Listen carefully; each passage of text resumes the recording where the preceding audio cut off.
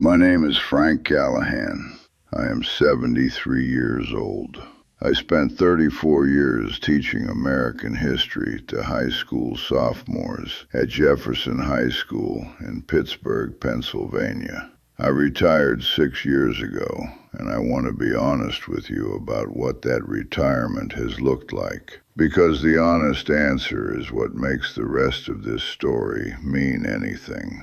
I was married to Marie Callahan, born Marie Donovan, for 44 years. We were not a dramatic couple.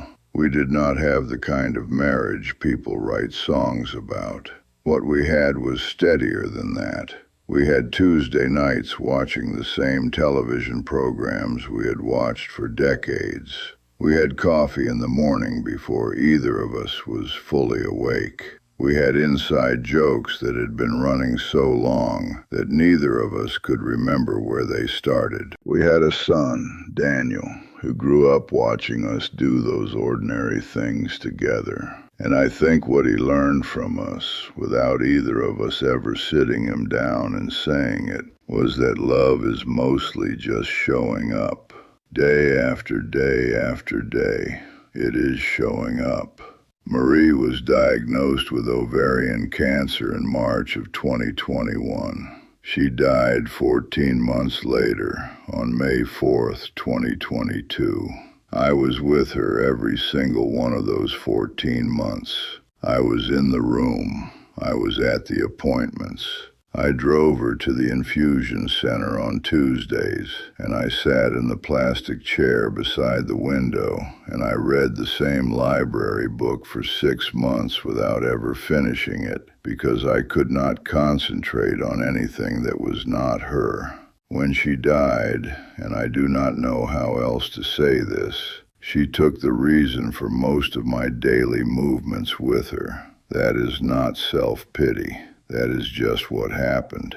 The house did not feel empty in the way that word suggests. It felt wrong. Like a room where someone has moved the furniture 2 inches in every direction. Everything is technically still there, but nothing is where your body expects it to be. I kept reaching for her, not dramatically, just in the small ways. I would start to say something funny and then remember there was no one to say it to. I would make 2 cups of coffee by accident and then stand there looking at the second one. For 26 months after Marie died, I did what I privately called maintenance living. I ate, I slept. I went to Daniel's house for Sunday dinner when he asked me. I mowed the lawn because the lawn needed mowing. I existed inside the routines of a life that had been designed for 2 people and was now being run by one at half capacity. I was not in despair. I was not in crisis. I was just reduced, quietly and thoroughly reduced. And I had made a kind of private peace with the idea that this was what the rest of my life was going to feel like. I was not afraid of death. I want to be clear about that, because it matters for what comes next. I had grown up nominally Catholic, Mass on the holidays, the prayers at the right moments. But somewhere in my 40s, I had quietly stopped believing the specifics. Not loudly, not as a statement, just a gradual private dimming of certainty. By the time Marie died, I was what I would call agnostic in the most honest sense of the word. I did not know. I had watched her die, and I had stood in that room, and I had waited for some sign that the thing I had been told as a child was true, and the room had given me nothing. Nothing visible. And I had walked out of the hospital that night telling myself that the nothing was the answer. I had not called a doctor about the chest tightness I had noticed twice in the previous 3 weeks. I want to say that plainly. There had been a pressure, brief and dismissible, on a Tuesday morning when I was carrying groceries in from the car, and again on a Thursday afternoon when I climbed the stairs faster than usual. I had noted it the way a man who does not want to deal with things notes things, which is to say I had noticed it and then set it down and walked away from it. My doctor had been telling me for 2 years that my cholesterol numbers needed more attention. I had been nodding at my doctor for 2 years the way a man nods when he has decided the information is not urgent. 26 months later, I was standing at my kitchen counter at 11:45 in the morning on a Monday in July. It was a hot day, the kind of Pittsburgh July that sits on you. I had made a sandwich I was not particularly interested in eating. I was thinking about whether to call Daniel. I had been meaning to call him for 4 days and had not done it. Not because anything was wrong, but because nothing felt urgent enough to break the quiet of the house. And then something happened in my chest. I want to describe it accurately because I have heard people describe heart attacks as something that builds gradually, a tightening, a warning. This was not like that. This was a door being slammed. One moment I was standing at the counter with a knife in my hand, and the next moment something in my chest had stopped working in a way that my body recognized immediately as catastrophic. The pain was total and absolute. It went through my left arm and up into my jaw, and something in my vision went wrong. Not dark, not exactly, but compressed, like the edges of the world were folding inward. I remember thinking, I need to get to the phone. I remember thinking it very calmly and clearly, the way you think things when your body is already past the point where panic is useful. I took 2 steps toward the counter where my phone was sitting. I did not make it. The neighbor who found me was a woman named Carol, who lives 3 houses down, and who had come to bring back a casserole dish she had borrowed 6 months earlier. She told me later that she had rung the bell twice and then heard something from inside that she could not name, but that her body understood before her mind did. She let herself in through the back door, which I had left unlocked. She found me on the kitchen floor. She called 911. The paramedics arrived in 4 minutes. My heart had stopped. The floor came up very fast, and then the kitchen was gone. I am not in the kitchen anymore. I know this immediately and without confusion. There is no fog, no disorientation, no sense of waking from something. One moment there is the floor coming up, and then there is this. And this is more immediate and more real than anything I have experienced in 73 years on the other side of it. I am not floating.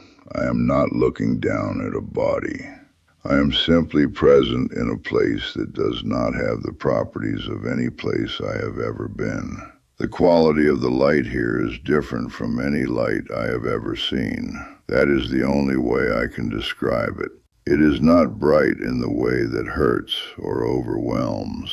It is bright in the way that clarifies, like stepping out of a room that has always been slightly dim and realizing for the first time that you had been straining to see.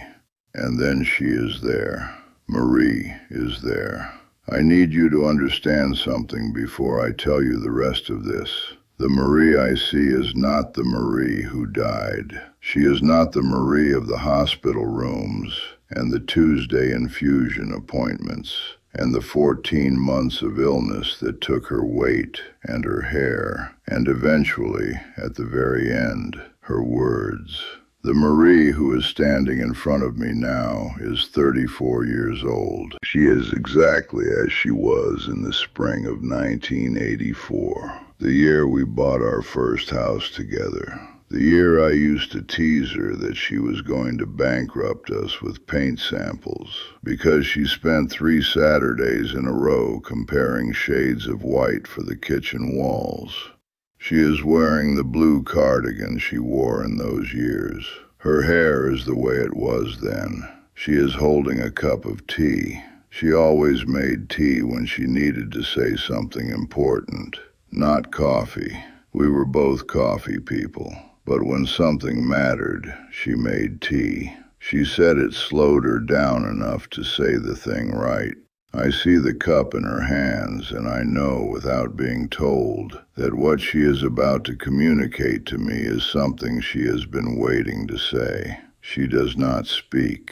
That is the thing that is hardest to explain to people who have not been through this. There are no words in the way we use words. What passes between us is something more direct than language. It arrives in me the way a memory arrives, complete and whole, without having to be assembled from sounds.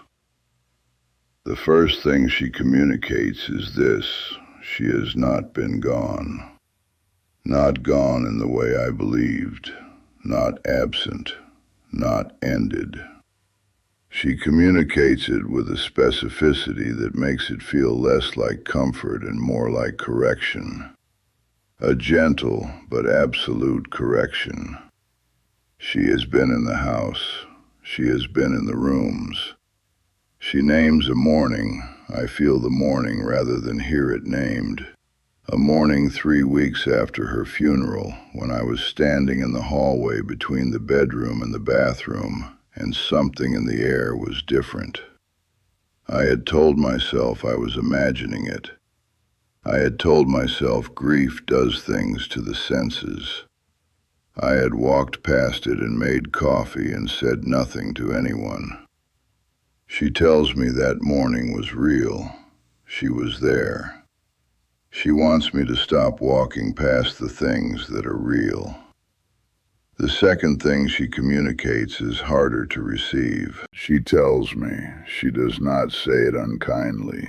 She says it the way she always said difficult things, with the same even directness she used when she knew I needed to hear something I did not want to hear. That the maintenance living is breaking her heart. That she has been watching me move through the house at half the volume of myself, and it is not what she wants.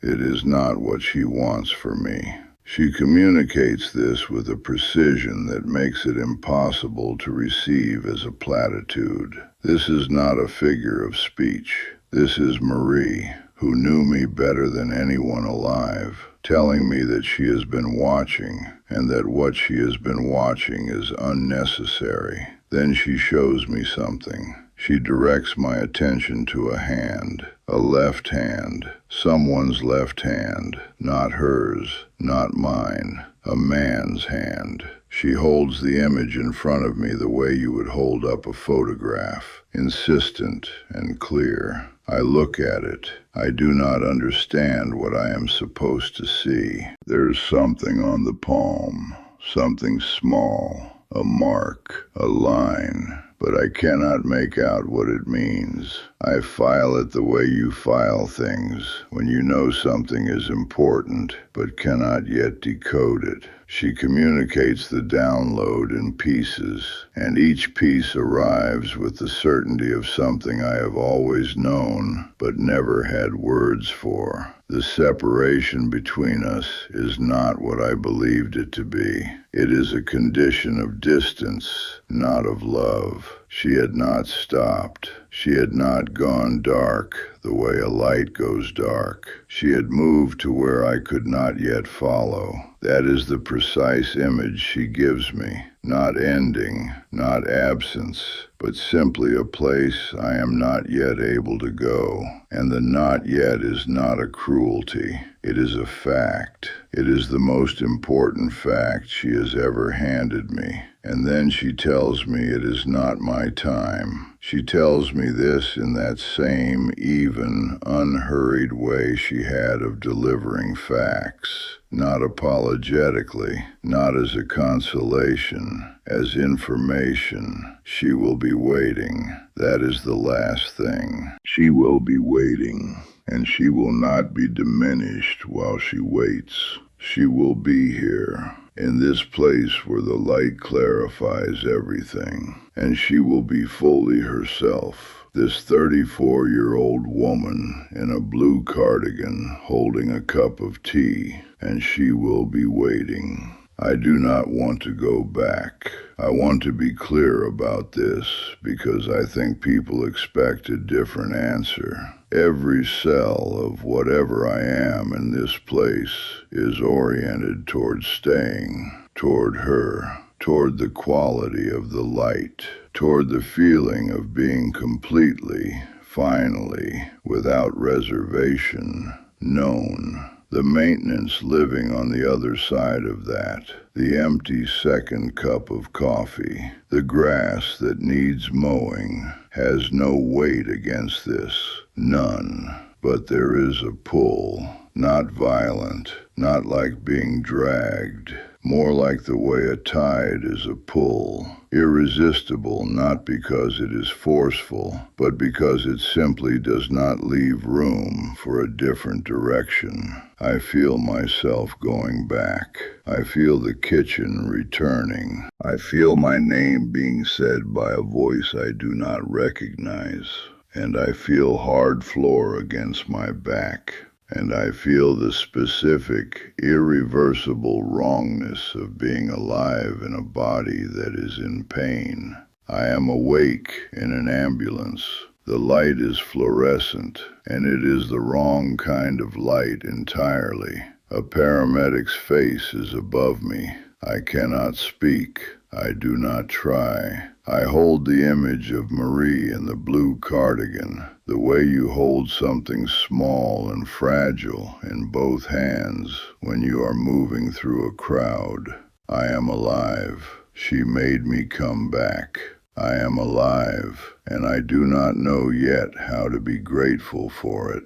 I was in UPMC Presbyterian Hospital for 4 days. The cardiologist told me the word STEMI in a tone that suggested I should understand how close it had been. 9 minutes and 3 seconds of flatline. He said it in the way doctors say things they want you to retain.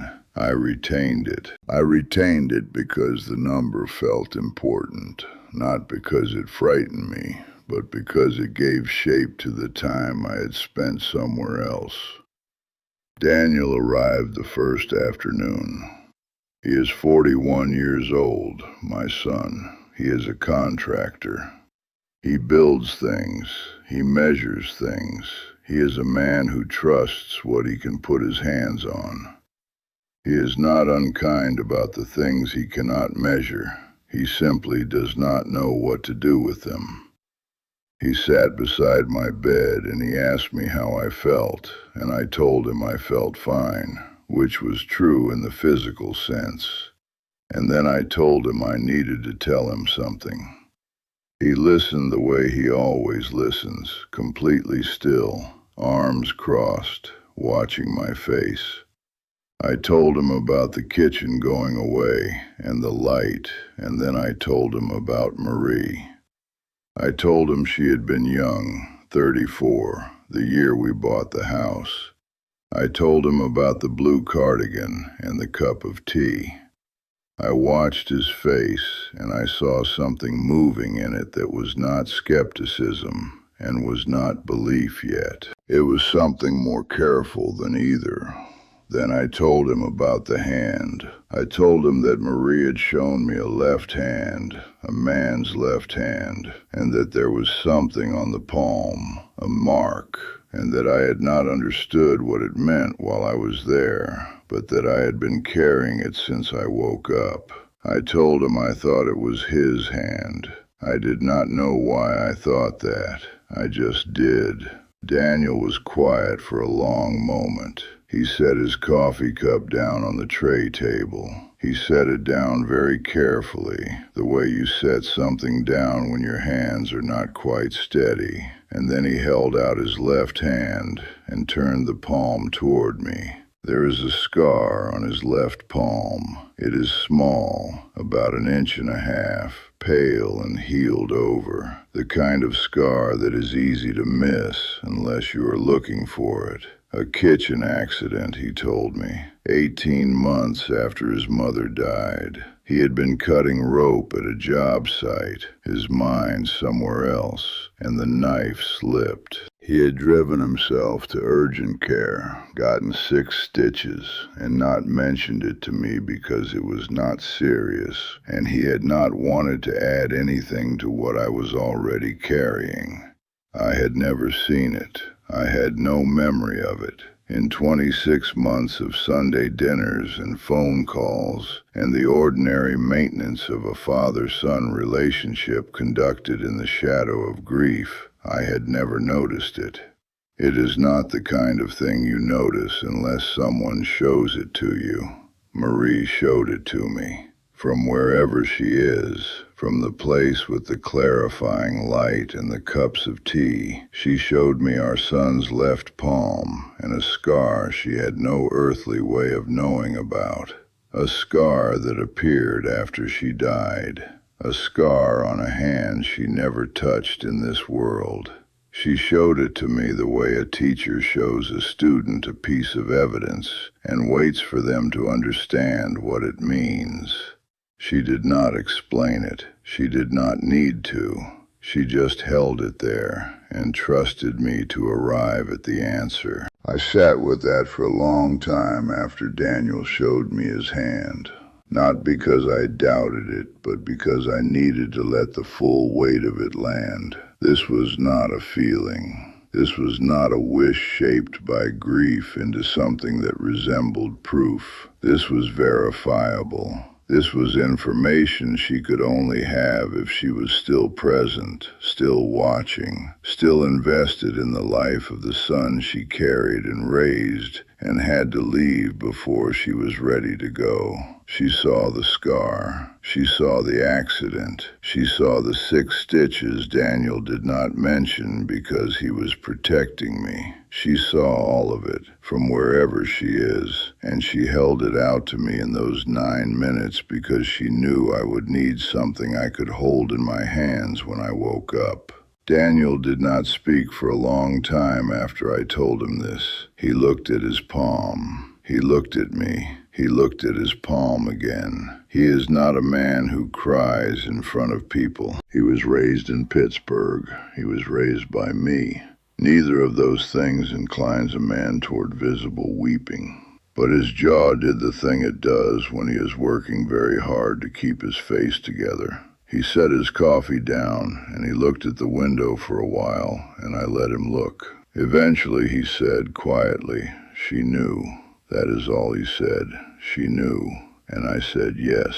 And we sat in that hospital room for a while after that without needing to say anything more. I want to speak directly now to whoever is watching this and carrying something similar, because I know some of you are. If you are carrying the weight of someone you have lost, if there are mornings when the quiet in the house is louder than anything else, I want you to know that what I experienced convinced me of something I cannot unknow.